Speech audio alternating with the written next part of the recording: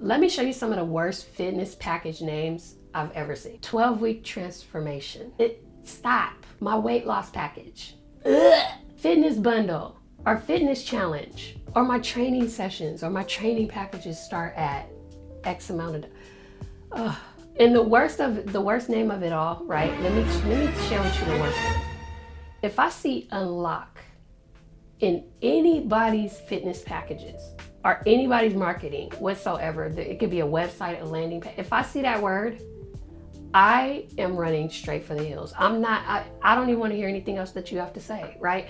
That word has been used so frequently. It screams AI. It screams ChatGPT. It screams, you didn't write that whatsoever. It's so common.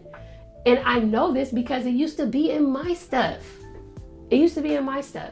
And that word is so off-putting by a lot of people, including myself, right? This might just be a personal gripe. I don't know.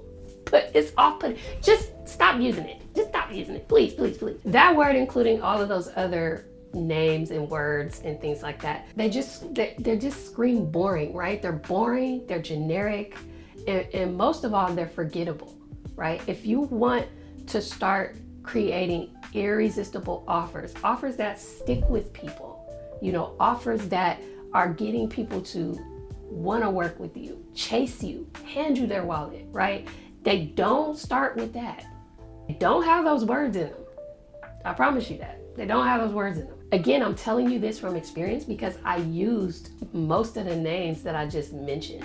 And there's no wonder why I was chasing people. I was just so addicted to the hustle that I was just like chasing people. And the majority of the people that I was chasing weren't excited to want to work with me. I didn't really move them until we had like a real conversation.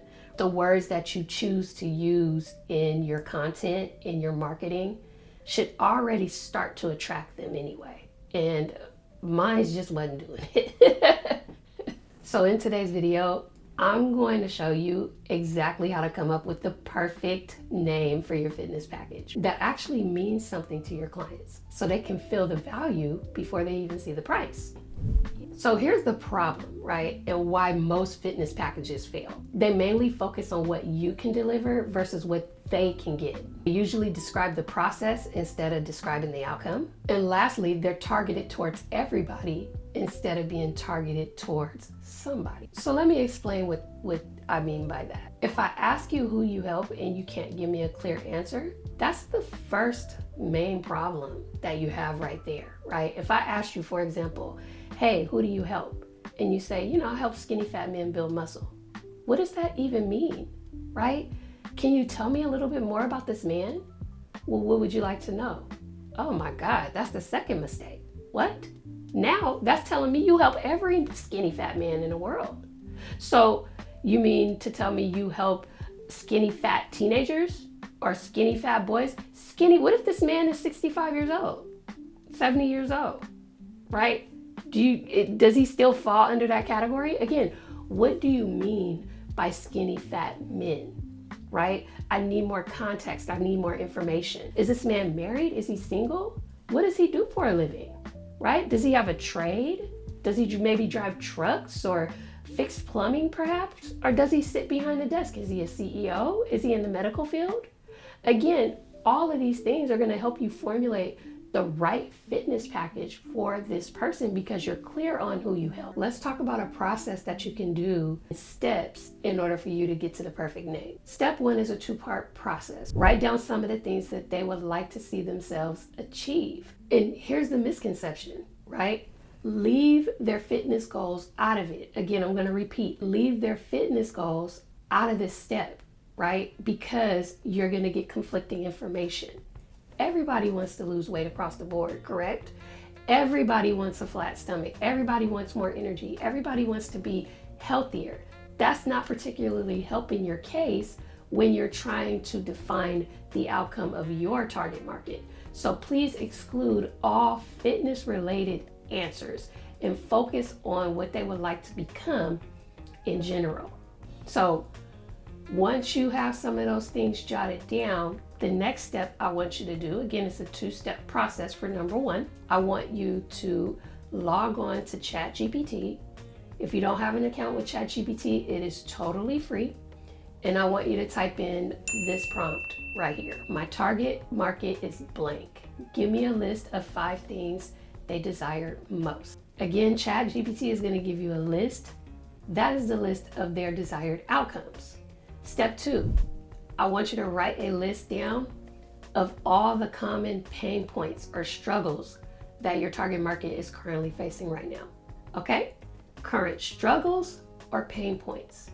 Again, leave fitness out of this question as well. You don't want to put their pain point is they have a big belly or they're out of shape, or leave that out of it, because everybody has a big belly. Everybody is out of shape, right? You want to keep it very exclusive to the people that you help, aka your target market. So write down a list of pain points or struggles, and then in addition to that, I want you to go to ChatGPT and type in this prompt right here. My target market is blank. Give me a list of 25 of the most common pain points. These are things that the name of your fitness program should answer. Again, I have a list here of a few power words that will embody emotion. And then all that's left is for you to pick and choose between the words and the phrases above until you piece together the perfect name for your fitness program. So with that being said, let's apply this framework to some of those boring names that I mentioned in the beginning of this video. So instead of saying like 12-week transformation program or 12-week transformation challenge, if you are working with executives or busy professionals, maybe call it something like the Executive Energy Blueprint, something like that.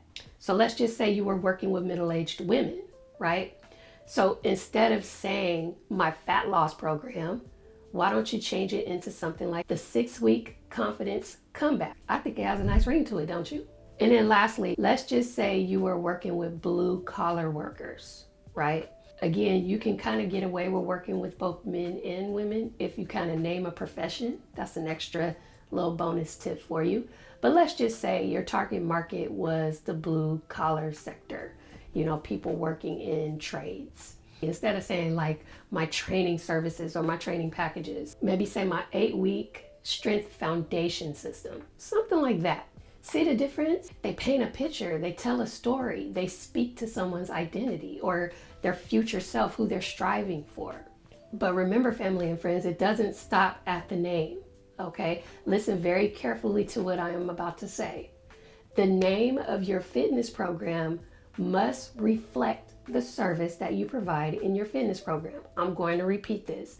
The name of your fitness program must match the service that your fitness program provides. Do not be a hypocrite, please. If you have the 6-week confidence builder program and you're not building confidence in 6 weeks, do not advertise that. Don't sell the ultimate transformation blueprint and you're not giving out ultimate transformations. Again, these names are just painting half of the picture. You have to be able to deliver on the promise. And then last thing I want to go over is implementation, right? So let's compile all the names that you put together for your fitness programs, right? And once you compile all the names together, I want you to ask yourself these few questions, right? Does this name even excite me? Because if it don't excite you, it's not going to excite your audience. Does this name speak to my client's identity? Does this name promise what I can actually deliver? And does it stand out from the names of other training programs? If it has all 4 of these questions, then chances are you got a very good name. So remember, family, friends, when it comes to the naming your fitness packages, make sure it's meaningful, make sure it's memorable, and make sure that it counts to your audience and your audience only. If you're a fitness trainer and you already have a package name, drop a comment below and let me know what it is. Who knows, I may have some extra time to help you transform it into something irresistible. And if you're ready for more ways to stand out as an online fitness coach, hit that subscribe button and tune in for more videos like this. See you in the next one.